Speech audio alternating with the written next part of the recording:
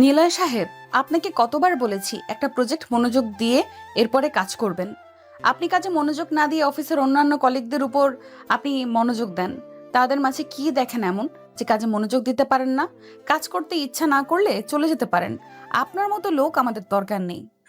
শ্রাবণী নিলয়ের গালে ঠাস ঠাস করে চড় মেরে এরপর এই কথাগুলো বলল নিলয়কে। দীর্ঘ 3.5 বছর ধরে নিলয় এই কোম্পানিতে চাকরি করতেছে। আজ পর্যন্ত তাকে এইরকম কথা কেউ বলতে পারে নাই, কিন্তু আজকে এই মেয়েটা মানে তাদের নতুন বস এইরকমভাবে কথা বলতেছে। নিলয়কে চুপচাপ দাঁড়িয়ে থাকতে দেখে আবারও শ্রাবণী বলে উঠল, কি ব্যাপার, এভাবে চুপচাপ দাঁড়িয়ে আছেন কেন? আপনাকে বলেছি না এখান থেকে চলে যাওয়ার জন্য? যেদিন আপনি ভালোভাবে একটা প্রজেক্টের কাজ কমপ্লিট করতে পারবেন, ওই দিন আমার সামনে আসবেন। এর আগে আমি আপনার মুখ দেখতে চাই না। শ্রাবণী সামনে দাঁড়িয়ে এই কথাগুলো বলে যেই তার চেয়ারে বসতে যাবে, এমন সময় নিলয় শ্রাবণীকে পিছন থেকে জড়িয়ে ধরে তার দিকে ঘুরিয়ে শ্রাবণীর ঠোঁটের সাথে ঠোঁট একত্রিত করে দিল। এদিকে শ্রাবণী নিলয়ের বুকে বারবার ঘুষি দিতেছে।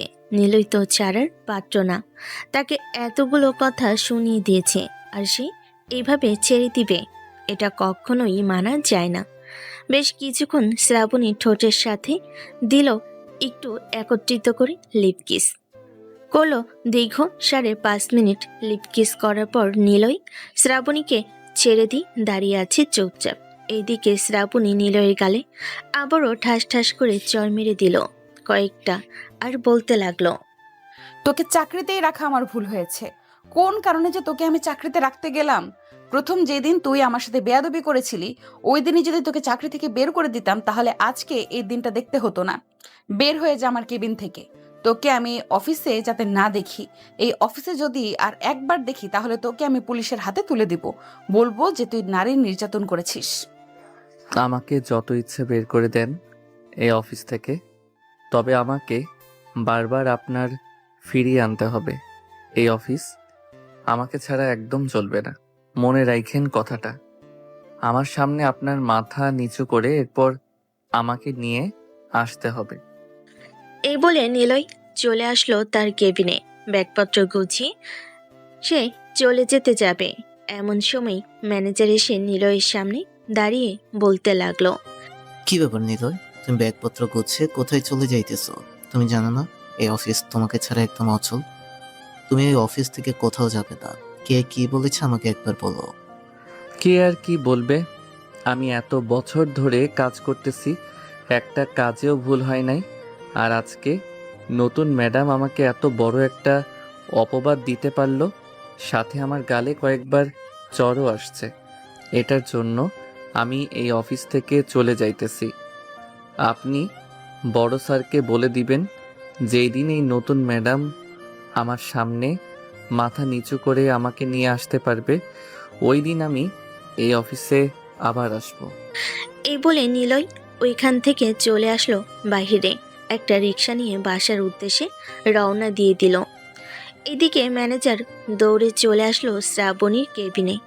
শ্রাবণীকে উদ্দেশ্য করে বলতে লাগলো, ম্যাডাম, আপনি এটা কি করছেন?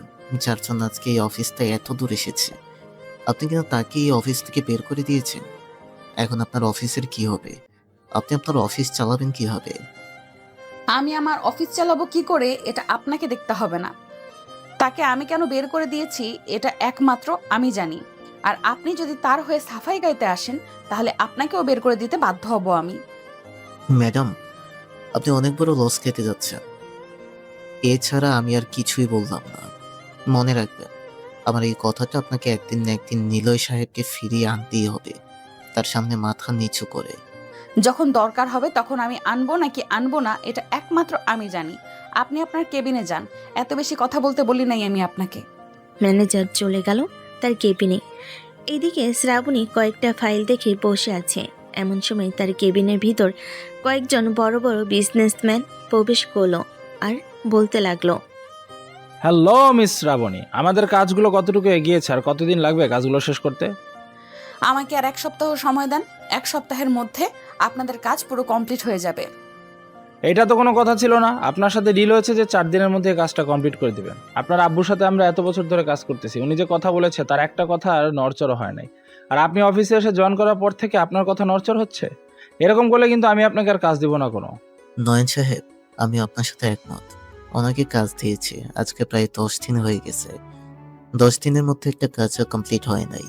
এখন যদি ওনার আব্বু এইখানে থাকতো তাহলে 10 দিন লাগতো না, 4 থেকে 5 দিনের মধ্যে পুরো কাজগুলো কমপ্লিট করে দিতে পারতো।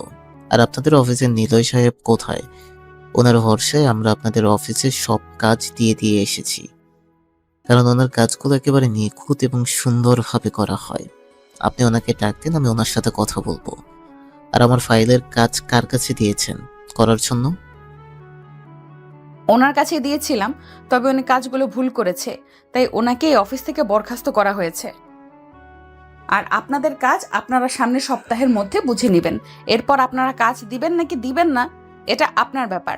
ঠিক আছে, আপনি এই কাজটা আমাদেরকে বুঝিয়ে দেন সামনের সপ্তাহে। এরপর আমরা আর আপনার অফিসে কোনো কাজ দিব না। হাসান সাহেব চলেন, ম্যানেজারের কাছ থেকে নীলয় নাম্বারটা নিয়ে আমরা ওনার সাথে যোগাযোগ করি। মাসে যদি ওনাকে 4 লক্ষ টাকা দিই তবু আমাদের কোনো সমস্যা হবে না। আমাদের অফিস অনেক দ্রুত উন্নতি পাবে।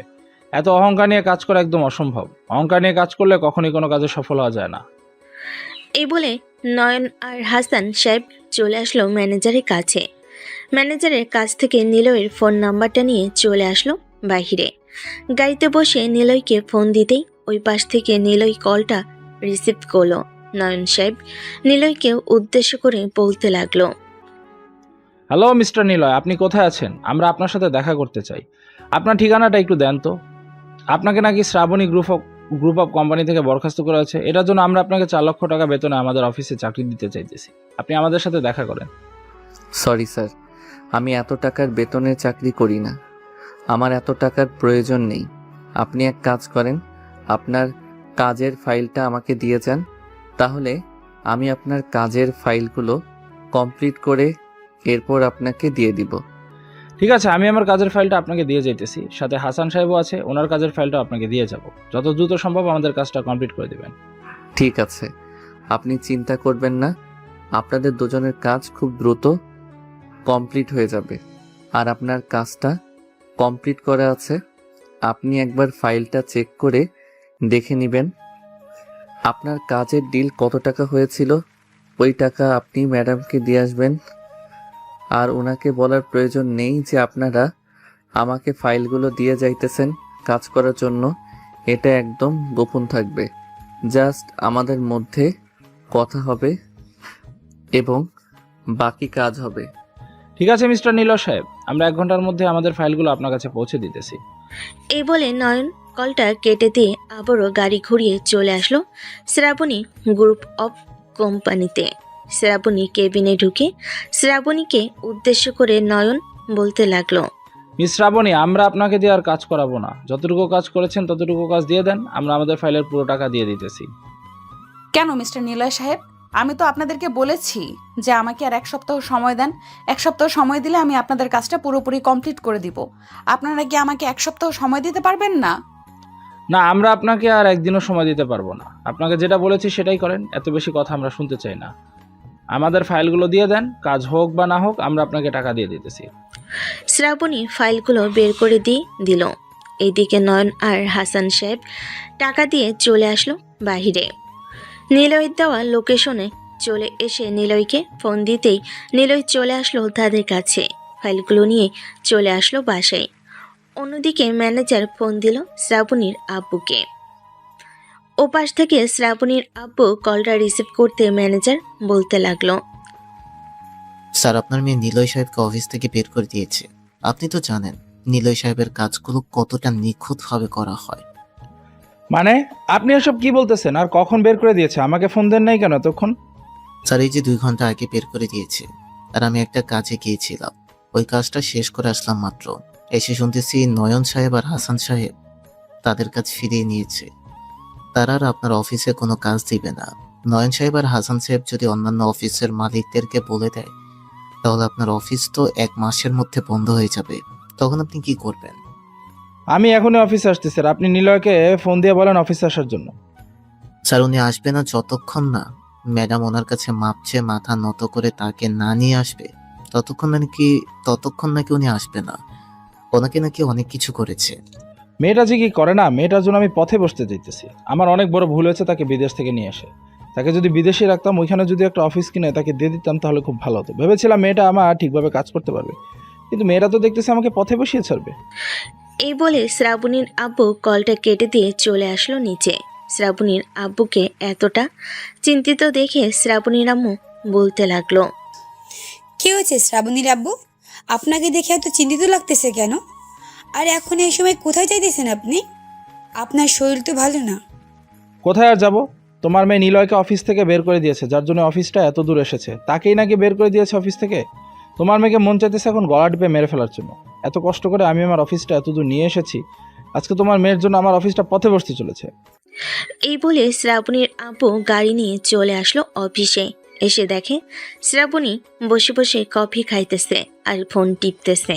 এটা দেখে শ্রাবণীর আব্বু বলতে লাগলো, তোকে কি আমি অফিসে এটার জন্য রেখেছিলাম? তুই আমার অফিসের কর্মীদের সাথে খারাপ ব্যবহার করে এরপর এখানে শান্তিমতো কফি খাবি আর ফোন টিপবি? আব্বু, তোমার কর্মচারী আমার সাথে অনেক খারাপ ব্যবহার করেছে এবং আমার সাথে অনেক কিছু করেছে। এটার জন্য আমি তাকে এই অফিস থেকে বের করে দিয়েছি। আর নয়ন সাহেব এবং হাসান সাহেব টাকা দিয়ে চলে গেছে, বলেছে যে আর আমাদেরকে কাজ দিবে না। তুই জানিস ওনারা চলে যাওয়াতে আমার কতটা ক্ষতি হয়েছে, আরও কত ক্ষতি হতে যেতেছে জানিস? এসব বলতেছে শ্রাবণীর আব্বু শ্রাবণীকে। এইদিকে কেবিনের ভিতর প্রবেশ করলো অন্যান্য অফিসের সকল এমডিরা। শ্রাবণীর আব্বুকে উদ্দেশ্য করে বলতে লাগলো, মিস্টার শিমুল সাহেব, আপনার কাছে আমরা অনেক কৃতজ্ঞ জানাচ্ছি। এত বছর আমাদের সাথে কাজ করে আপনার অফিসটা এত দূর নিয়ে এসেছেন। আমরা কেউ আর আপনাকে কাজ দিতে পারবো না। আজ থেকে আপনার কাছে কাজ দেওয়া পুরোপুরিভাবে বন্ধ করে দিলাম। স্যার, এমনটা করবেন না। এখন থেকে আমার মেয়ে আর এই অফিসে বসবে না। আমি এখন থেকে এই অফিসে বসবো। আসলে আমি কিছুদিন অসুস্থ ছিলাম, তো এটার জন্য অফিসে আসতে পারি নাই ঠিক মতো, তাই আমার মেয়েকে পাঠিয়েছিলাম। আব্বু, ওনাদের কাছে এত রিকোয়েস্ট করার কি আছে?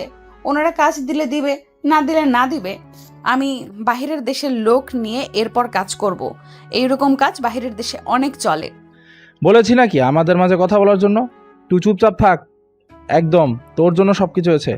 আলমগীর সাহেব, আপনি সবাইকে নিয়ে চলে যান। আমি আপনাকে কথা দিতেছি, আপনাদের সকলের কাজ আগামী 1 সপ্তাহের মধ্যে শেষ করে দেওয়া হবে। নয়ন সাহেব এবং হাসান সাহেবের সাথে আমি কথা বলতেছি, আপনারা প্লিজ রাগ করবেন না। আমি যদি অসুস্থ না থাকতাম তাহলে অবশ্যই আপনাদের কাজ তাড়াতাড়ি শেষ করে দিতাম। আপনার কথায় আমরা চলে যাইতেছি, তবে আপনার মেয়েকে কম কথা বলতে বলবেন। আপনার মেয়ের জন্য আপনার এই অফিসটা ডুবে যেতে চলেছিল। আপনাকে বিশ্বাস করে আবারও আমরা আপনাকে কাজ দিলাম। এই বলে আলমগীর সাহেব এবং অন্যান্য বিজনেসম্যানরা চলে গেল। এইদিকে শ্রাবণীর আব্বু শ্রাবণীকে উদ্দেশ্য করে বলতে লাগলো, তুই নিলয়ের কাছে মাফ চেয়ে এরপর নিলয়কে অফিসে নিয়ে আসবি। তোকে আমি 1 ঘন্টা সময় দিলাম। আমি নিলয়ের বাসা ঠিকানা দিতেছি। আমি তার কাছে মাফ চাইতে পারবো না। দরকার পড়লে তুমি নিয়ে আসো, আমি যেতে পারবো না। তোকে তো আমি 1 ঘন্টা সময় দিয়েছি। 1 ঘন্টার মধ্যে আমি নিলয়কে এখানে দেখতে চাই। যদি না পাই তখন বুঝতে পারবি তোকে কি করি। এই বলে শ্রাবণীর আব্বু চেয়ারে বসে পড়ল। এদিকে শ্রাবণী চুপচাপ দাঁড়িয়ে আছে।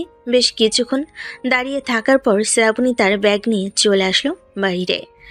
একটা রিক্সা নিয়ে নিলয়ের বাসার দিকে রওনা দিল।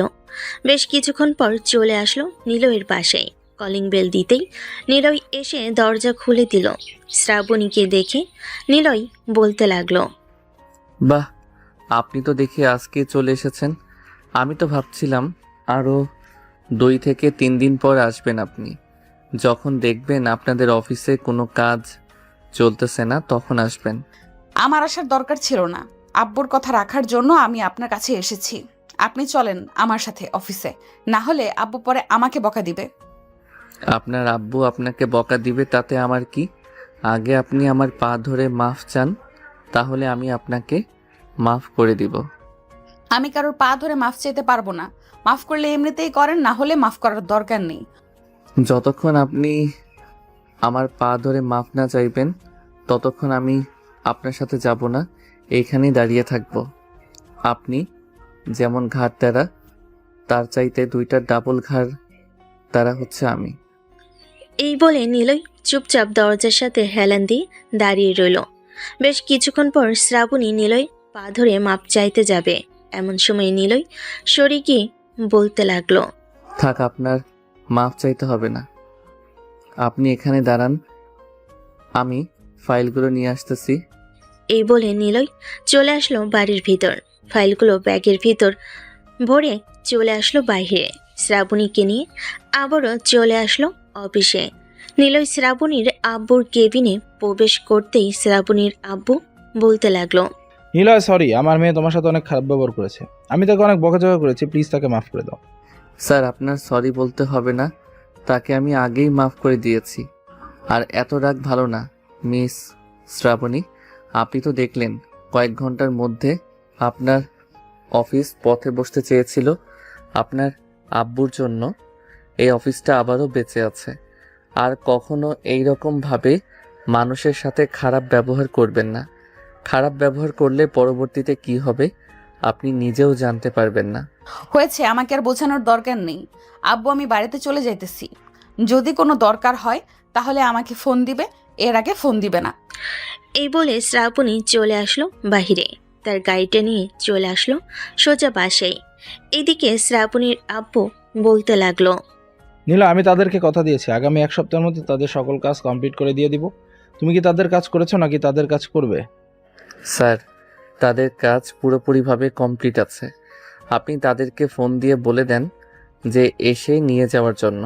আর আপনি তো সুস্থ, অফিসে এসেছেন, কেন বাসায় চলে যান, ম্যানেজারকে বলে যান অফিসটা দেখার জন্য।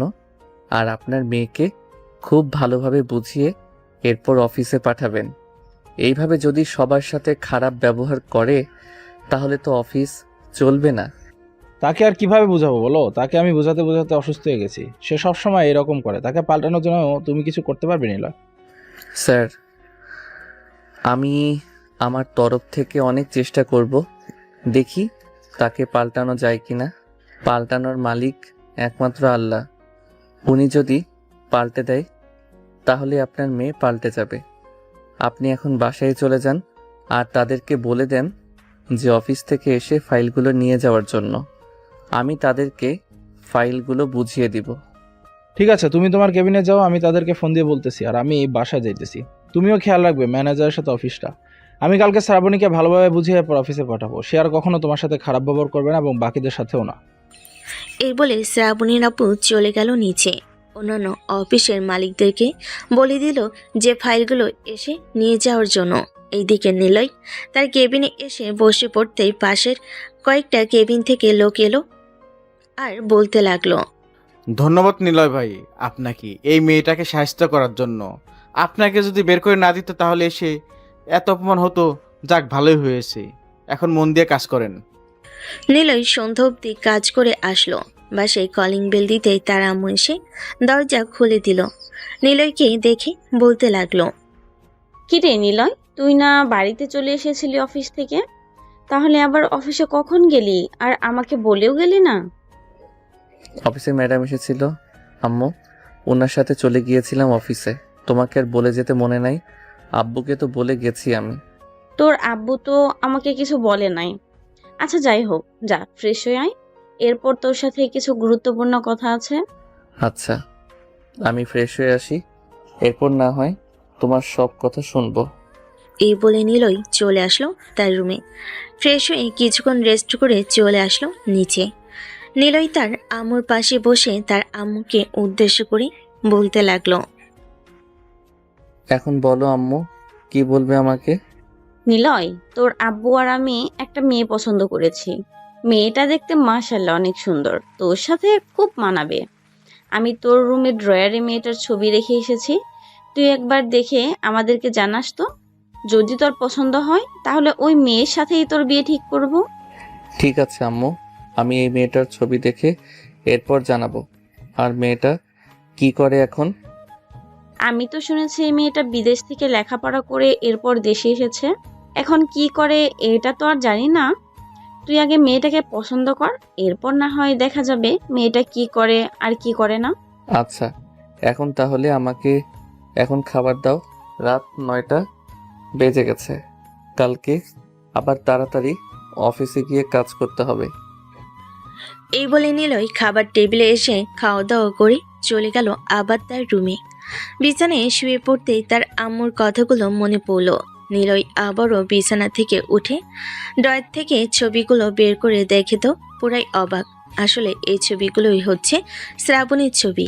ছবিগুলো হাতে নিয়ে নিলয় চলে আসলো নিচে তার আম্মুর কাছে আর বলতে লাগলো, আম্মু, এটাই কি সেই মেয়ে যার কথা তুমি বলেছিলে আমাকে, যে এই মেয়ে কে পছন্দ করে এসেছো? হ্যাঁ, এটাই সেই মেয়ে। তোর আব্বু আর আমি কথা বলে এসেছি তার আব্বু আম্মুর সাথে। বলেছে যে তুই যদি আমাদেরকে সিদ্ধান্ত জানাস তাহলে আমরা ওই মেয়ের পরিবারকে সিদ্ধান্ত জানিয়ে দেব। আচ্ছা, এখন কিছু বলার দরকার নেই, আরও কয়েকটা মাস যাক, এরপর আমি তোমাদেরকে জানাবো মেয়েটা আমার পছন্দ হয়েছে। তবে এখন বিয়ে করার ইচ্ছা নেই আমার। ঠিক আছে, তোর ইচ্ছে যখন বিয়ে করবি তখনই বিয়ে দেব। এখন যা, ঘুমা গিয়ে। নিলয় চলে আসলো আবারও তার রুমে। বিছানায় শুয়ে ঘুমিতে সে পাড়ি জমালো। পরের দিন সকাল 7টায় ফোনের অ্যালার্মের শব্দে ঘুম ভেঙে গেল তার। ঘুম থেকে উঠে ফ্রেশ হয়ে চলে আসলো নিচে। টেবিলের উপর থেকে পাউরুটি আর জেলি নিয়ে খেতে খেতে চলে আসলো আবারও তার রুমে। অফিসের জন্য রেডি হয়ে নিচে আসলো আর আম্মু খাবার বেড়ে দিতেই খাবারগুলো নিয়ে অফিসের দিকে রওনা দিল। বেশ কিছুক্ষণের মধ্যেই চলে আসলো অফিসে। আজকে একটু তাড়াতাড়ি চলে এসেছে অনেক কাজ থাকার কারণে। নিলয় তার কেবিনে বসে কাজ শুরু করে দিল।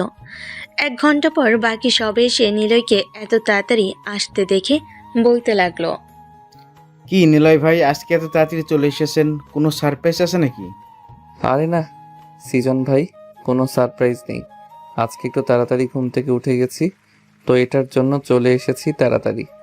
আর আজকে একটু জরুরি কাজ ছিল, তাই আরও আগে আগে চলে এসেছি। ও আচ্ছা, তো আজকে কি শ্রাবণী ম্যাডাম আসবে নাকি আমাদের বড় স্যার আসবে? এটা তো আমি সঠিক বলতে পারতেছি না, তবে স্যার তো কালকে বলে গিয়েছিল যে শ্রাবণী ম্যাডামকে বুঝিয়ে সুঝিয়ে পাঠাবে। এখন কাকে পাঠাই নাকি উনি আসে কে জানে। আচ্ছা, যেই আসুক না কেন আমরা আমাদের কাজ করি। আর মাহমুদাকে একটু বলবে তো আমার কেবিনে আসার জন্য, ওর কাছে একটা ফাইল আছে, ওইটা বলবে নিয়ে আসার জন্য। ও আচ্ছা, তাহলে আপনি কাজ করেন, আমি মাহমুদাকে পাঠাই। এই বলে সৃজন চলে আসলো মাহমুদার কাছে। মাহমুদাকে বলে দিতেই মাহমুদা চলে আসলো নিলয় কেবিনে। একটা চেয়ার টেনে বসে পড়তেই নিলয় বলতে লাগলো, এই কাজ কতটুকু এগিয়েছে? আর এইভাবে যদি দেরি করো তাহলে তো স্যার অনেক বকাঝকা করবে। কাজ না পারলে আমার কাছে চলে আসবে, আমি তো বলেছি তোমাকে বুঝিয়ে দিব। নিলয় ভাইয়া, আমি তো অন্য কাজ করছিলাম, এই কাজটা আর তেমন বেশি করতে পারি নাই। অর্ধেকটা রেখে পরে অন্য কাজগুলো করেছি যেগুলো জরুরি ছিল। ভাবছিলাম যে আজকে আপনার সাথে পরামর্শ করে এরপরে এই কাজটা ধরবো। আচ্ছা, তুমি এখন তোমার কেবিনে চলে যাও। এখন যেহেতু আমি সব কাজ সেরে ফেলেছি, সো এই কাজটা শেষ করে ফেলতে পারবো আমি একাই। মাহমুদা চলে গেল তার কেবিনে। এইদিকে শ্রাবণী দাঁড়িয়ে দাঁড়িয়ে সব কিছু দেখছিল। আকাশ এই ফাইলের কাজটা শেষ করে সবগুলো ফাইল নিয়ে চলে আসলো শ্রাবণীর কেবিনে।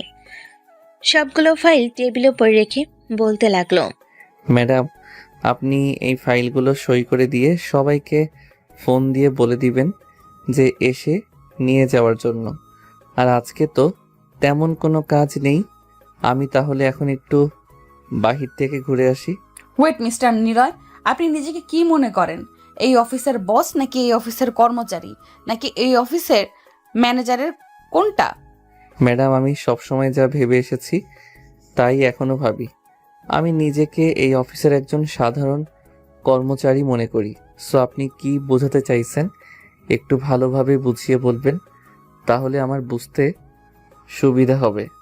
তাহলে আপনি অন্যান্য কর্মচারীদের সাথে এইরকম কি রং তামাশা শুরু করেছেন? একটা মেয়েকে আপনার কেবিনে বসিয়ে তারপর কি করছিলেন ওইগুলো? এটার জন্যই কালকে আপনাকে বের করে দিয়েছিলাম অফিস থেকে, কিন্তু আব্বু আবারও নিয়ে এসেছে আপনাকে। ম্যাডাম, আপনার যদি এতই সন্দেহ থাকে আমার উপর, তাহলে সিসি ক্যামেরা চেক করতে পারেন। পুরো অফিসের প্রত্যেকটা কেবিনে সিসি ক্যামেরা লাগানো আছে। 77 নাম্বার সিসি ক্যামেরা চেক করেন, দেখেন আমি ওই মেয়েটার সাথে কি কথা বলছিলাম আর কি বুঝিয়ে দিয়েছিলাম। আমার এত চেক করার দরকার নেই। আপনি ক্যারেক্টার লুসই থাকবেন। ম্যাডাম আমি কিন্তু আবারও আপনাকে বলে দিতেছি যে এইসব খারাপ কথা বলবেন না আমাকে। আমি এই অফিসে টাকার বিনিময়ে কাজ করি আর আমি কাজ করে দেই। সো আমাকে এসব বলার অধিকার নেই আপনার। আমার কাজে ভুল হতো তাহলে আপনি আমাকে বলতে পারতেন, কিন্তু আমার কাজে কোনো ভুল হয় না। হয়েছে, নিজের প্রশংসা নিজেকে করতে হবে না। আপনি কেমন কাজ পারেন এটা আমার খুব ভালো করেই জানা আছে। আপনার চাইতে বেশি ভালো কাজ আমি জানি। যেহেতু আপনি আমার থেকে বেশি ভালো কাজ জানেন, তাহলে আপনি নিজের অফিস নিজেই সামলাতে পারবেন। তাহলে কালকে আমাকে এইভাবে হাত পা ধরে নিয়ে আসার কি দরকার ছিল? আপনার আব্বুকে বোঝালেই তো পারতেন যে আপনি এই অফিস নিজেই সামলাতে পারবেন আমাকে ছাড়া। দাঁড়ান, আমি বড় স্যারকে ফোন দিয়ে বলে দিতেছি যে আপনি অফিস সামলাতে পারবেন। আমি এই অফিস থেকে রিজাইন নিতেছি। আমাকে কি আব্বুর ভয় দেখান নাকি, যে আমাকে আমার আব্বুর ভয় দেখালে আমি আপনাকে কিছু বলবো না? এটা একদম ভুল কাজ। আপনি আমাকে এইসব ভয় দেখিয়ে কোনো কিছুই লাভ হবে না। আমি আপনাকে ভয় দেখাচ্ছি না। আমি এই দেখেন সরাসরি স্যারকে কল দিয়েছি। এখন স্যারকে আমি বলবো। শ্রাবণীর আব্বু কলটা রিসিভ করতেই ওপাশ থেকে নিলয় শ্রাবণীর আব্বুকে উদ্দেশ্য করে বলতে লাগলো। আসসালামু আলাইকুম স্যার, কেমন আছেন? আশা করি খুবই ভালো আছেন। ওয়ালাইকুম আসসালাম। হ্যাঁ, আমি আলহামদুলিল্লাহ কিছুটা ভালো আছি। এখন কেন নিলয়, হঠাৎ আবার কি হয়েছে? তুমি ফোন দিয়েছো? শ্রাবণী কি আবারও কিছু করেছে নাকি তোমাকে? স্যার আমি আপনার অফিস থেকে রিজাইন নিতেছি। আপনার মেয়ে নাকি এই অফিস সামলাতে পারবে, আমি না থাকলে ও, তাই আমি রিজাইন নিতেছি। আপনি আপনার মেয়েকে বলেন এই অফিসটা সামলানোর জন্য। ওর মতো পাগলের কথা কি শোনো তুমি? তুমি অফিসে থাকো, আমি আসতেছি। আবার অফিসে ওর জ্বালায় আমি অতিষ্ঠ হয়ে যেতেছি। এখন তার অফিস করার কোনো দরকার নেই। এর চাইতে ভালো হবে তাকে বিয়ে দিয়ে দিই আমি। জামাইয়ের বাড়িতে গিয়ে থালা বাসন মাজুক, এটা আরও ওর জন্য ভালো হবে। তাহলে সে বুঝতে পারবে কার যোগ্যতা কতটুকু আর কোথায়। এই বলে শ্রাবণীর আব্বু কলটা কেটে দিল। বেশ কিছুক্ষণ পর শ্রাবণীর আব্বু চলে আসলো অফিসে। এসে দেখে তার মেয়ে বসে বসে কাজ করতেছে, এদিকে নিলয় তার কেবিনে বসে কফি খাইতেছে। এমন সময় শ্রাবণীর আব্বু নিলয়ের কাছে এসে নিলয়ের হাত ধরে টানতে টানতে নিয়ে চলে আসলো শ্রাবণীর কেবিনে। শ্রাবণীকে উদ্দেশ্য করে তার আব্বু বলতে লাগলো। শ্রাবণী, তুই আজকে আবার আকাশকে কি বলেছিস? আকাশ কেমন অন্যায় করেছে যে তুই আবার আজকে আকাশকে যাতা বলেছিস? তাহলে আব্বু আমি কি বলবো? সে একটা মেয়ে নিয়ে তার কেবিনের ভিতরে রং তামাশা করতেছে। এখানে আমি যদি কিছু না বলি পরবর্তীতে সে আরো অনেক কিছু করবে, তখন তুমি কি বলবে? স্যার আপনি একবার সিসি ক্যামেরার ফুটেজ চেক করেন, তাহলে তো আপনি বুঝতে পারবেন যে আমি কি করেছি আর কি করি নাই। শ্রাবণীর আব্বু সিসি ক্যামেরা চেক করে দেখে নিলয় মাহমুদকে কাজ বুঝিয়ে দিয়েছিল। এটা দেখে শ্রাবণীর আব্বুর গালে ঠাস করে চর মেরে বলতে গেল। তুই সবসময় দেখে শুনে এরপরে কথা বলবি। আর কাল থেকে তোর অফিসে আসার কোনো দরকার নেই। যেদিন একেবারে ভালো হতে পারবি, কাউকে কিছু না বলতে পারবি, ওই দিন তুই অফিসে আসতে পারবি। আর আমি তোর বিয়ে ঠিক করব খুব শীঘ্রই। নিলয়, তুমি তোমার কেবিনে যাও, গিয়ে কাজ করো। আর তোমাকে অনেক ধন্যবাদ, তুমি আমার অফিসের জন্য অনেক কিছু করতেছো। স্যার এটা আমি একা করতেছি না, সাথে আপনি এবং বাকি কর্মচারীরাও আছে। সো সবাই মিলে আমরা কাজটা করতেছি। আর স্যার এখন তো আমার কাজ নেই, আমি একটু বাইরে যেতে চেয়েছিলাম। যদি অনুমতি দিতেন তাহলে আমি বাহির থেকে একটু ঘুরে আসতে পারতাম, মনটাও ফ্রেশ থাকতো। ঠিক আছে, তুমি যাও। এখন যেহেতু কাজ নেই তোমার, তুমি ঘুরে আসো কিছুক্ষণের জন্য। নিলয় আর কিছু না বলে চলে আসলো নিচে। একটা রিক্সা নিয়ে তার পরিচিত একটা কফি শপে চলে আসলো। ভাই, আপনি আগের মতো আর কফি খেতে আসেন না কেন? আগে তো প্রতিদিন আসতেন কফি খাওয়ার জন্য। এখন কি আমাদের কফি আপনার ভালো লাগে না নাকি? হ্যাঁ, তোমাদের কফি সবচাইতে বেশি ভালো লাগে আমার। আর এখন একটু কাজের চাপ তো বেশি, তাই আর কি আসতে পারি না। তবে আসার চেষ্টা করি। এই যে আজকে কাজ নেই, চলে এসেছি এখানে কিছুক্ষণ থেকে কফি খেয়ে এরপর আবার চলে যাব। ঠিক আছে, আপনি প্রতিদিন আসার চেষ্টা করবেন। আপনি আসলে আমরা অনেক খুশি হই, কারণ আপনি আমাদের প্রত্যেককে 10 টাকা, 20 টাকা, 30 টাকা, এমনকি 100 টাকাও টিট দেন। ঠিক আছে, তোমরা চিন্তা করো না। আমি প্রতিদিন আসবো এখন থেকে। যখনই সময় পাই তখনই চলে আসবো। এই বলে নিলয় কফি খেতে লাগলো। অন্যদিকে শ্রাবণী রাগের মাথায় তার আব্বুকে উদ্দেশ্য করে বলতে লাগলো, আমাকে যেহেতু অফিসের কাজ করতে দিবে না আমার মতো করে, সো আমি আর অফিসে আসবো না। তোমার তো বিশ্বস্ত লোক আছে, ওই যে কি যেন নাম, হ্যাঁ নিলয়, এবং ম্যানেজার আছে, তাদেরকে বলবে যে তোমার সকল কাজগুলো করে দেওয়ার জন্য। হ্যাঁ, তারা অবশ্যই করে দিবে, কারণ আমি তাদের বস। আমি যা বলবো তাড়াতাড়ি করবে।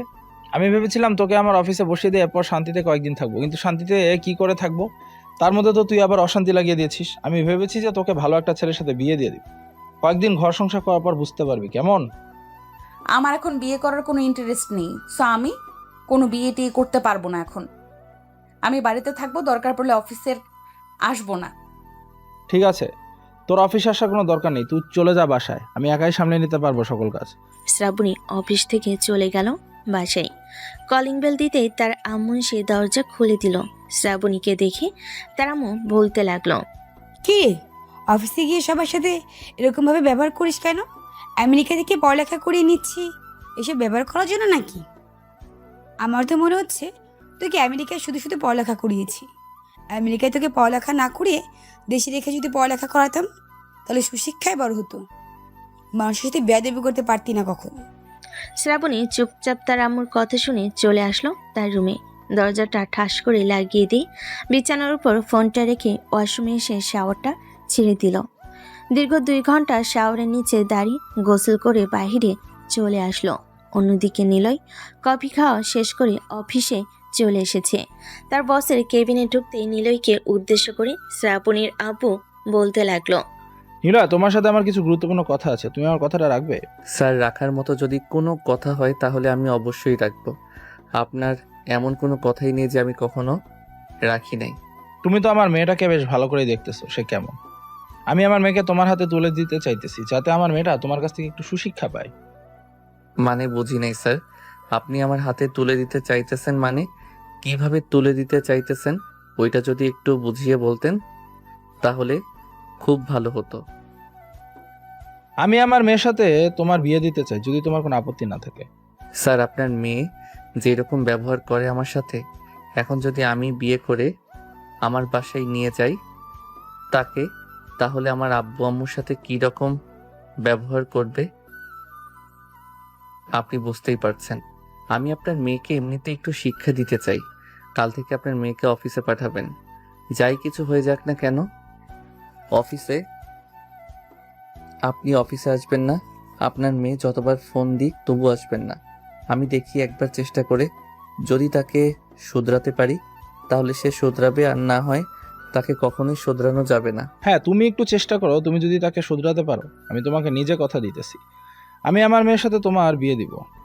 আমার কথা নড়চড় হবে না একটু। ঠিক আছে স্যার, আমি চেষ্টা করব আপনার মেয়েকে পরিবর্তন করার। আরও যদি কোনো কাজ থাকে তাহলে দিতে পারেন, আর না থাকলে আমি বাড়িতে চলে যাইতেছি। এইখানে থেকে কি করব? সবাই তো সবার কাজ করতেছে, আড্ডা আর দিতে পারবো না। ঠিক আছে, তুমি চলে যাও। কালকে বলেছে যে নয়ন স্যার আরও কয়েকটা প্রজেক্ট আমাদের হাতে দিবে, ওইগুলো না হয় তুমি করবে। আস্তে আস্তে আর তোমাকে দেখি আমার কেবিনে শিফট করা যায় কিনা। আমার কেবিনে থাকলে তুমি আমার মেয়েকে আরও বেশি করে শিক্ষা দিতে পারবে। ঠিক আছে, আপনি দেখেন, যদি পারেন, না না পারলেও সমস্যা নেই। এই বলে নিলয় চলে আসলো বাইরে। এমন সময় তার ফোনটা বেজে উঠল। তাকিয়ে দেখে তার বন্ধু ফয়সাল কল দিয়েছে। কলটা রিসিভ করতেই ওপাশ থেকে ফয়সাল বলতে লাগলো, হ্যালো নিলয়, তুই কোথায় আছিস রে? আমি তোদের বাসায় গিয়েছিলাম, আন্টি বললো যে তুই নাকি অফিসে গিয়েছিস। এই তো আমি বাড়ির দিকে আসতেছি। তুই কবে এসেছিস দেশে, আর এখন তুই কোথায় আছিস আমাকে বল, আমি তোর লোকেশনে আসতেছি। আমি কিছুক্ষণের মধ্যে 4 রাস্তার মোড়ে আসতেছি, তুই 4 রাস্তার মোড়ে এসে দাঁড়া। নিলয় কলটা কেটে দিয়ে চলে আসলো 4 রাস্তার মোড়ে। 2-3 মিনিট দাঁড়াতেই ফয়সাল এসে নিলয়ের সামনে হাজির। ফয়সাল নিলয়কে জড়িয়ে ধরে বলতে লাগলো, কেমন আছিস বন্ধু? অনেকদিন পর তোর সাথে দেখা হয়েছে। সেই কবে তোর সাথে কথা বলেছিলাম আর আজকে কথা বললাম, আর তুই না বলে অফিসে চলে গিয়েছিলি। তাহলে এত তাড়াতাড়ি চলে আসলি যে? অফিসে তেমন কাজ নেই, এটার জন্য চলে এসেছি তাড়াতাড়ি। তার আগে তুই বল, দেশের বাইরে গিয়েছিলি, ওইখানে নিজের একটা প্রতিষ্ঠান দাঁড়া করতে পারছিস নাকি? হ্যাঁ, তারা তো করেছি, তবে আর একটা কাজ ছেড়ে ফেলেছি। ওই খানের একটা মেয়েকে বিয়ে করে ফেলেছি। মেয়ে নিজে এসে আমাকে প্রপোজ করেছিল, এরপর তার সাথে 2 বছর রিলেশন করার পর তাকে বিয়ে করে দেশে নিয়ে এসেছি। কিন্তু এখন আব্বু আম্মুকে কিভাবে বুঝাবো বল? ওনারা তো আমার কোনো কথাই বুঝবে না, তাই তোকে নিয়ে যেতে এসেছি। তুই বুঝালে ওরা নিশ্চয়ই বুঝবে। হ্যাঁ চল, তাহলে যাওয়া যাক। আর তোর বউ কোথায়, তাকে নিয়ে চল। আর তোর বউ বাংলা পারে নাকি? হ্যাঁ, আমি তাকে সব বাংলা শিখিয়ে দিয়েছি, সে এখন পুরো বাংলা ভাষায় কথা বলতে পারে। তাহলে তো আর কোনো সমস্যা হলো না, তোর আব্বু আম্মুরও সমস্যা হবে না। তাকে নিয়ে চল। ফয়সাল নিলয়কে নিয়ে চলে আসলো হোটেলে। হোটেল থেকে চেক আউট করে ফয়সাল তার বউকে নিয়ে চলে আসলো বাসায়। কলিং বেল দিতেই ফয়সালের আম্মু সে দরজা খুলে দিল। ফয়সালকে দেখে ফয়সালের আম্মু জড়িয়ে ধরল আর বলতে লাগলো, বাবা কেমন আছিস? অনেক দিন পর তোর সাথে দেখা হয়েছে। তুই তো আমাদের কোনো খোঁজ খবরই রাখিস না। আর এই মেয়েটাকে দেখে তো মনে হচ্ছে বিদেশি বিদেশি। হ্যাঁ, এই মেয়েটা হচ্ছে বিদেশি। তার আগে আমাদেরকে বাড়ির ভিতরে নিয়ে যান, এরপরে আমি আপনাকে সবকিছু বুঝিয়ে বলতেছি। ফয়সালের আম্মু সবাইকে নিয়ে চলে আসলো বাড়ির ভিতর। নিলয় ফয়সালের আম্মুকে সবকিছু বুঝিয়ে দিতেই ফয়সালের আম্মু সবকিছু বুঝে ফেল। ফয়সালের আম্মু হাসি মুখে বলতে লাগলো, আমার ছেলের পছন্দ হয়েছে তো আমারও পছন্দ হয়েছে। চলো তুমি আমার সাথে, আজকে তোমাকে শাড়ি পরিয়ে দিব। এখন তুমি আমার সাথে রান্নাঘরে চলো, রান্না করবে। আর নিলয়, তুমি কিন্তু খাবার খেয়ে এরপর আমাদের বাড়ি থেকে যাবে, এর আগে যেতে পারবে না। ঠিক আছে আন্টি, আমি খাবার খেয়ে এরপর আপনাদের বাসা থেকে যাব, এর আগে আমি যাব না। ফয়সাল চল, এখন তোর রুমে যাই। রুমে গিয়ে আড্ডা দেই আর মেয়েটার ব্যাপারে সবকিছু জেনে নেই। হ্যাঁ চল, রুমে যাওয়া যাক। এ বলে ফয়সাল আর নিলয় চলে আসলো রুমে। ফয়সাল নিলয়কে সবকিছু বলতে লাগলো, নিলয়, মেয়েটার সাথে আমার পরিচয় হয় কলেজ থেকে। প্রথমে আমরা ফ্রেন্ড ছিলাম, পরে সে আমাকে প্রপোজ করে, আমি আর তাকে মানা করি নাই। এরপর থেকে আমরা রিলেশনে চাই। 2 বছর রিলেশন করার পর তাকে বিয়ে করিয়ে তার আব্বু আম্মু রাজি আছে আমাদের বিয়েতে। ফাতেমার নামে যা কিছু লেখা ছিল, অফিস বাড়ি ঘর সবকিছু ফাতেমা আমার নামে লিখে দিয়েছে। আমি বলেছিলাম আমার এসব কোনো কিছু লাগবে না, তবু সে আমাকে লিখে দিয়েছে। বলেছে যে আমি তো তার বর, সো আমার নামে সবকিছু থাকলেই চলবে। বেশ ভালো হয়েছে, এখন তুই ওই অফিসটা ভালোভাবে সামলা, ভবিষ্যতে যাতে কোনো কিছু করতে পারিস। হ্যাঁ, তা তো বুঝতাম, আর আমি অফিসের কাজ ধরে ফেলেছি, সবকিছু আস্তে আস্তে বুঝে ফেলতেছি। আর তুই এখনো বিয়ে করিস নাই কেন? বয়স তো আর কম হলো না, প্রায় 25 পার হয়ে যাইতেছে। হ্যাঁ, কয়েকদিন পর বিয়ে করব। আসলে একটা মেয়েকে পছন্দ করে ফেলেছি তো। মেয়েটা একটু বদমেজাজি, অনেক রাগী টাইপের। এটার জন্য মেয়েটাকে কিছু বলতে পারতেছি না। কয়েকটা দিন শিক্ষা দিয়ে এরপর নিজের আয়ত্তে করে তাকে বলে দিব যে তাকে আমি বিয়ে করব। ও আচ্ছা, বেশ ভালো কথা তো। নিজের আয়ত্তে রাখলে নিজের বউ সবসময় নিজের কন্ট্রোলে রাখতে পারবি। ওই দেখ, আমাদের জন্য চা বানিয়ে নিয়ে এসেছে।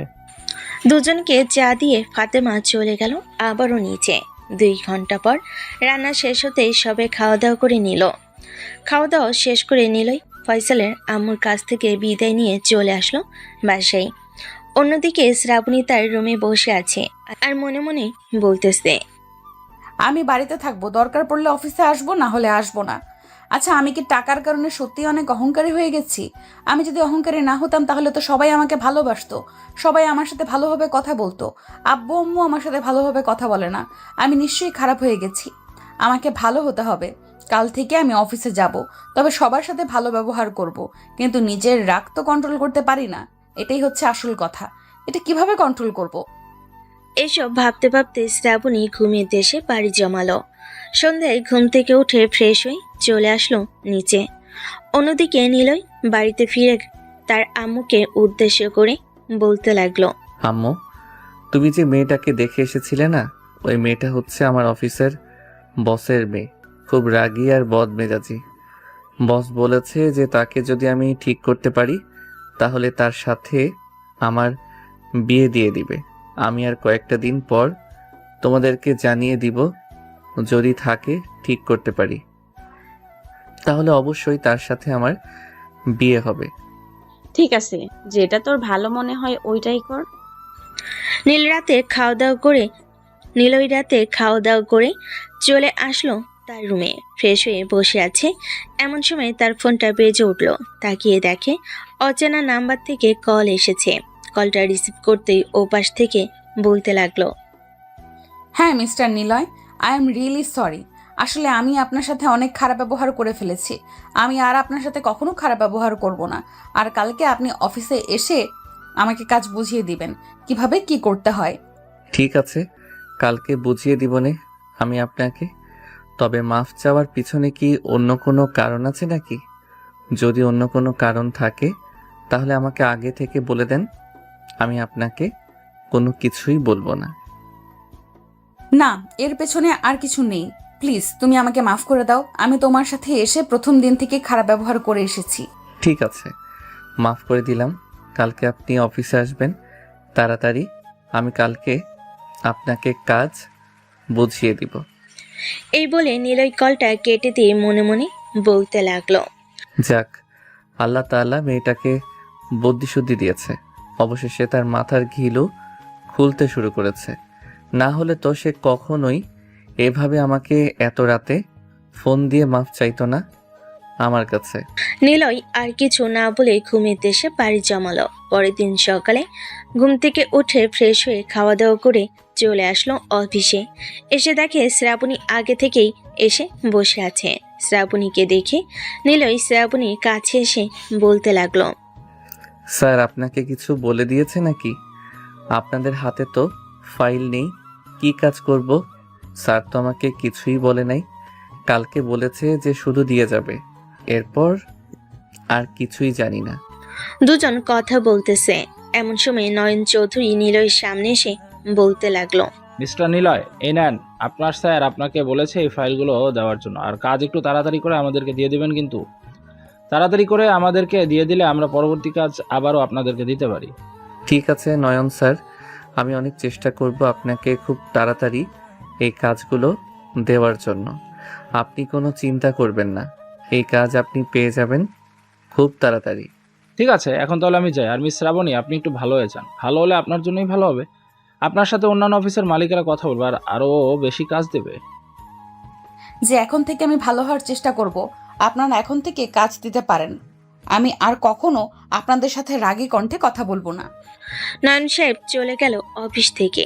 এদিকে নিলয় শ্রাবণী কেবিনে এসে শ্রাবণীর হাতে ফাইলগুলো দিয়ে চেয়ারে বসে সবকিছু বুঝিয়ে দিতে লাগলো। বেশ কিছুক্ষণ বোঝানোর পর শ্রাবণী বুঝে ফেল। এদিকে নিলয় শ্রাবণীর দিকে বেশ কিছুক্ষণ তাকিয়ে থাকার পর চলে আসলো কয়েকটা ফাইল নিয়ে তার কেবিনে। নিলয় কাজ করতেছে। এমন সময় মাহমুদ এসে নিলয়কে উদ্দেশ্য করে বলতে লাগলো, কি ব্যাপার নিলয় ভাইয়া, আপনাকে দেখলাম আজকে 11টা অবধি ম্যাডামের কেবিনে বসেছিলেন, এরপর আপনার কেবিনে এসেছেন। ম্যাডামের সাথে কিছু চলে নাকি আপনার? আরে কি যে বলো না আপু, তুমি ওনার সাথে আবার আমার কিছু চলবে? উনি এমনিতেই যে রাগী, আমি আবার কি করতে যাব? হ্যাঁ বুঝি, আমাদেরকে আর বোঝাতে হবে না, আমরা ফিটার খাই না। এখন এই ফাইলটা দেখেন তো, এই ফাইলের কাজটা কিভাবে করব আমি বুঝতে পারতেছি না। এই কাজগুলো উল্টো দিয়েছে নাকি সঠিকভাবে দিয়েছে এটাই বুঝতে পারতেছি না। আচ্ছা, তুমি তোমার কেবিনে যাও, আমি ফাইলটা ভালোভাবে ঠিক করে এরপর আমি তোমাকে দিয়ে আসব। 10 মিনিট সময় দাও। ঠিক আছে, আপনি ফাইলটা ঠিক করে এরপর আমাকে ডাক দিন, আমি চলে আসবো। ঠিক আছে, আমি তোমাকে ডাক দিব নে। এখন তাহলে তুমি যাও। মাহমুদা চলে যেতেই নিলয় ফাইলের কাগজগুলো একেবারে ঠিকঠাক করে 7 মিনিট পর মাহমুদার কেবিনে দিয়ে চলে আসলো আবারও তার কেবিনে। দুপুরে খাবার খাওয়ার জন্য নিলয় সবার সাথে ক্যান্টিনে যাইতেছে। এমন সময় মাহমুদা নিলয়কে উদ্দেশ্য করে বলতে লাগলো, নিলয় চলো আজকে বাহির থেকে খাবার খেয়ে আসি। খাবারের বিলটা না হয় আমিই দিব, যেহেতু তুমি আমাকে এত হেল্প করো, তাহলে আমি আজকে তোমাকে একটা ট্রিট দিই। না আপু, এখন যাওয়া যাবে না, কারণ আমি খাবার নিয়ে এসেছি বাড়ি থেকে। এখন যদি খাবার না খাই তাহলে খাবারগুলো নষ্ট হয়ে যাবে। আমি কালকে খাবার নিয়ে আসবো না। কালকে না হয় আমাকে ট্রিট দিবেন। ঠিক আছে, কালকে তোমাকে ট্রিট দেওয়া হবে। এখন তাহলে তুমি ক্যান্টিনে যাও, আমি খাবার নিয়ে আসতেছি বাইরে থেকে। ঠিক আছে, তাড়াতাড়ি আইসেন কিন্তু। আপনি আসলে এরপর খাওয়া দাওয়া শুরু করব দুইজন মিলে। মাহমুদা চলে যেতে নিলয় চলে আসলো ক্যান্টিনে। বেশ কিছুক্ষণ বসে থাকার পর মাহমুদা আসলো মাহমুদার সাথে।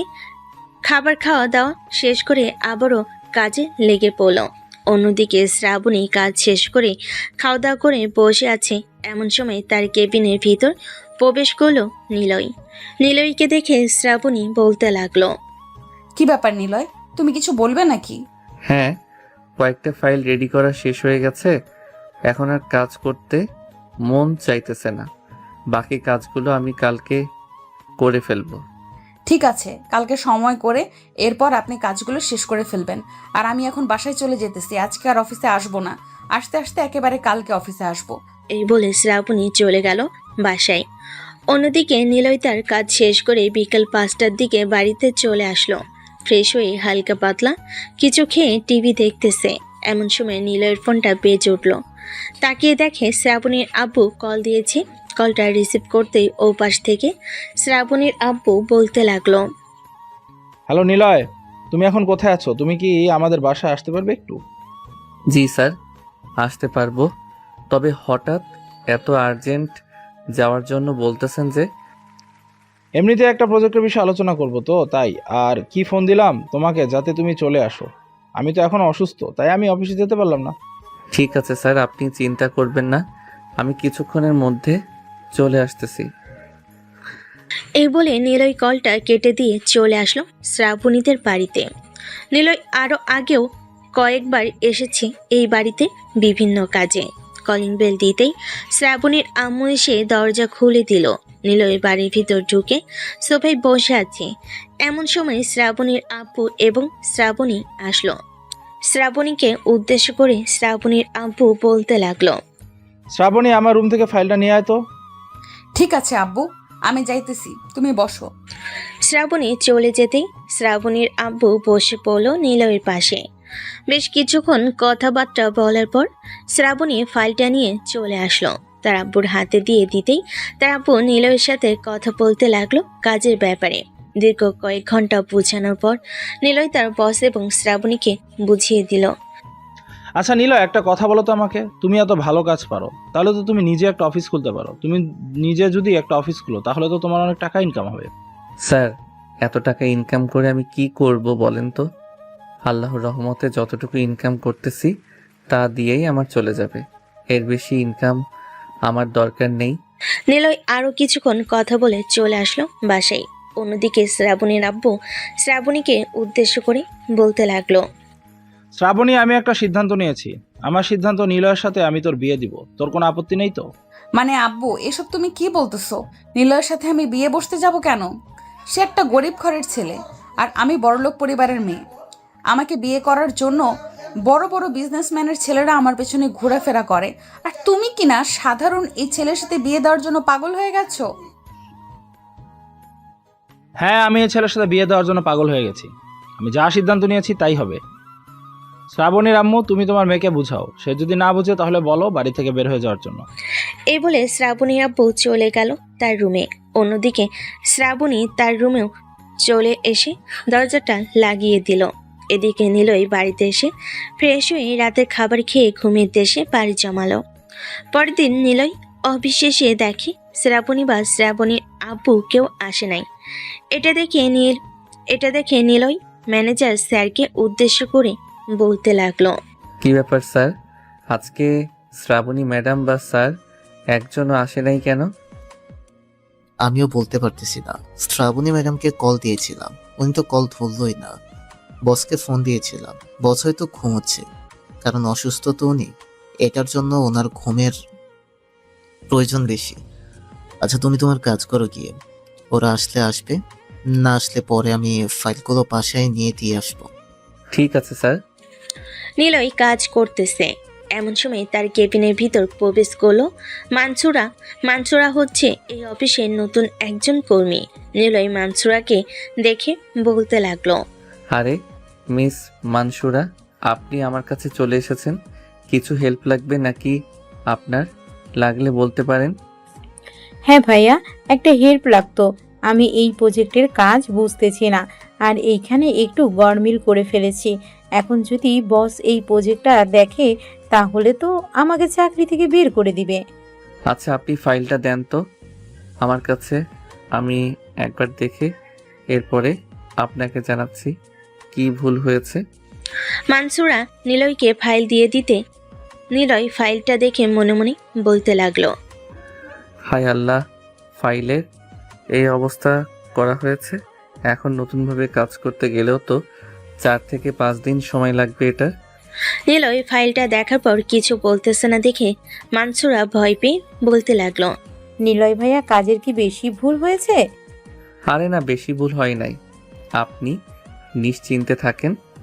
আর এই ফাইলের অর্ধেক কাজ করা হয়েছে, আপনি দেখেন তো পারবেন কিনা বাকি অর্ধেক কাজটা। ভুল করা যাবে না, কিন্তু ভুল করলে পরে আবার সমস্যা হবে। জি ভাইয়া, এই ফাইলের কাজটা আমি পারবো। আবার নতুন করে করতে হবে। ঠিক আছে, তাহলে এই ফাইলটা আপনি নিয়ে যান, আর আপনার ফাইলটা আমি কাজ শেষ করে আপনাকে দিয়ে দিব। ঠিক আছে ভাইয়া, আর আপনাকে অনেক অনেক ধন্যবাদ আমাকে এতটুকু সাহায্য করার জন্য। এই বলে মানসুরা ওইখান থেকে চলে গেল।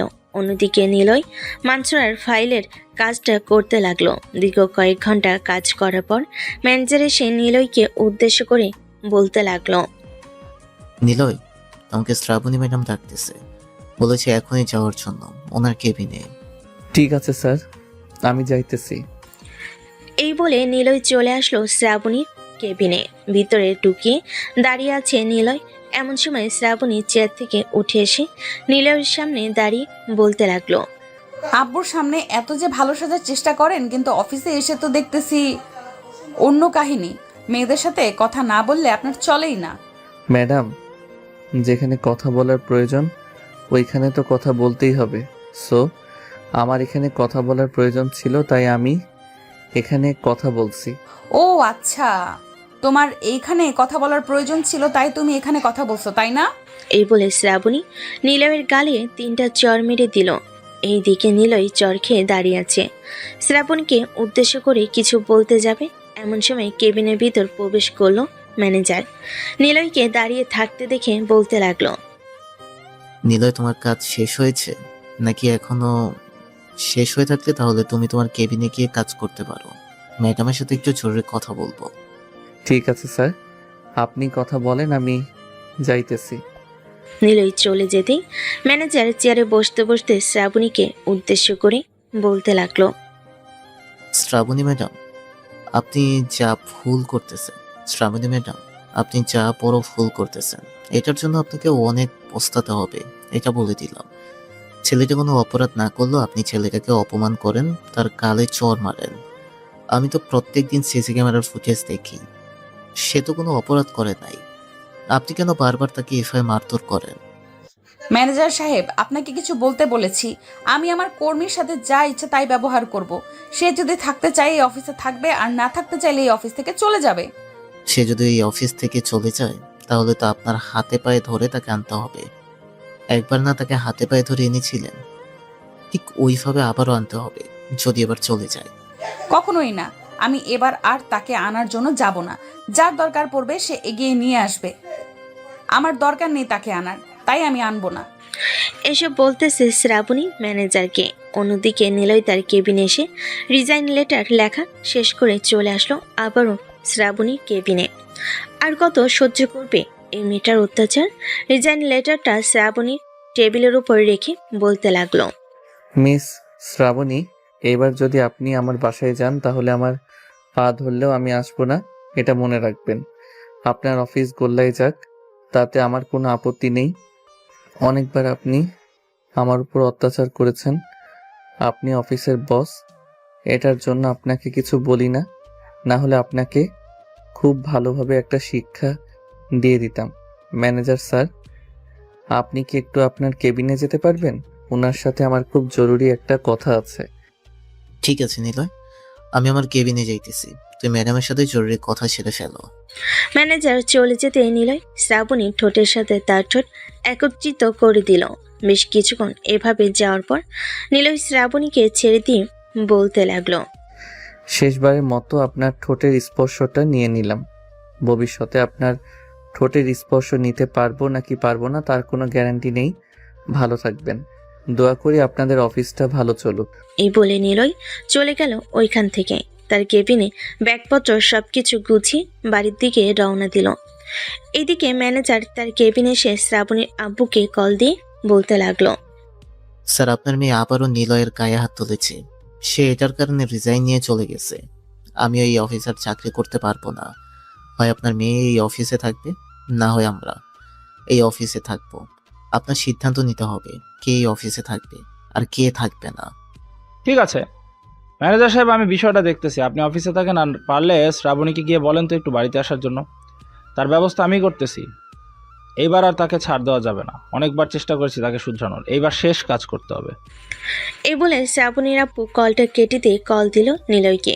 নিলয় বেশ কিছুক্ষণ পর কলটা রিসিভ করতেই ওপাশ থেকে শ্রাবণীর আব্বু বলতে লাগলো, নীলয়, তুমি তোমার আব্বু আম্মুকে নিয়ে আমাদের বাসায় চলে আসো। আজকে আমি শ্রাবণীর সাথে তোমার বিয়ে দিব। বিয়ের পর সে তোমার স্ত্রী হয়ে যাবে এবং এরপর তুমি তাকে যা ইচ্ছা তাই করতে পারবে। ওইখানে আমার কিছু বলার থাকবে না। উনি যদি স্যার বিয়ে না করতে চায় তখন কি করবেন? বিয়ে করতেই হবে, দরকার পড়লে জোর করে বিয়ে করাবো। তবুও তার বিয়ে করতেই হবে তোমাকে। ঠিক আছে স্যার, আমি আমার আব্বু আম্মুকে নিয়ে আসতেছি। এই বলে নিলয় কলটা কেটে দিয়ে চলে আসলো তার আব্বু আম্মুর রুমে। তার আব্বু আম্মুকে সবকিছু বলার পর নিলয় তার আব্বু আম্মুকে নিয়ে চলে আসলো শ্রাবণীদের বাসায়। কলিং বেল দিতেই শ্রাবণীর আম্মু এসে দরজা খুলে দিল। তিনজন বাড়ির ভিতরে ঢুকে সবার সাথে কথা বলতেছে। দীর্ঘ 10 থেকে 15 মিনিট পর শ্রাবণী বাড়িতে সে কলিং বেল বাজাতেই তার আম্মু গিয়ে দরজা খুলে দিল। শ্রাবণী তার আম্মুকে দেখে বলতে লাগলো, আম্মু কি হয়েছে আব্বু? এত জরুরি আমাকে ডেকে এনেছো যে অফিস থেকে? আমি জানি নাকি তোকে কেন ডেকে এনেছে? তোর আব্বুকে গিয়ে জিজ্ঞেস কর তোকে কেন ফোন করে ডেকে এনেছে। আমাকে বলতেছিস কেন? শ্রাবণী চলে আসলো তার আব্বুর কাছে। এসে দেখে নিলয়ের আব্বু আম্মু এবং তার আব্বু বসে কথা বলতেছে।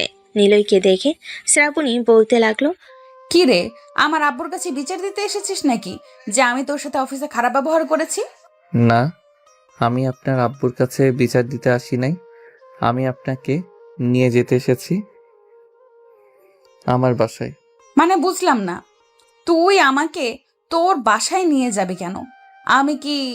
আমার কি বাসা নেই নাকি যে আমার বাসা নেই তুই আমাকে তোর বাসায় নিয়ে যাবি? অবশ্যই আপনার বাড়ি আছে, সব কিছুই আছে আপনার, তবু আপনাকে আমার সাথে যেতে হবে। কিছুক্ষণ পর যান, ফ্রেশ হয়ে এরপর সব কিছু গুছিয়ে গাছিয়ে নিচে আসেন। আব্বু, নিলয় এসব কি বলতেছে? তুমি নিলয়কে কিছু বলতেছো না কেন? নীলয় যা বলতেছে একদম সত্যি বলতেছে। তুই যা, গিয়ে ফ্রেশ হয়ে কাপড় চোপড় একটা ব্যাগের ভিতরে ভরে নে। একটু পর আমি তোকে ডাক দিতেছি। শ্রাবণী রাগে চলে গেল তার রুমে। বেশ কিছুক্ষণ পর কলিং বেল বাজতেই শ্রাবণীর আম্মু গিয়ে দরজা খুলে দিয়ে দেখে কাজী সাহেব দাঁড়িয়ে আছে। কাজী সাহেবকে বাড়ির ভিতরে নিয়ে আসলো। কাজী সাহেব সোফায় বসে তার বাকি কাজ শেষ করে শ্রাবণীর আব্বুকে বলতে লাগলো, এখন আপনি আপনার মেয়েকে ডাক দেন।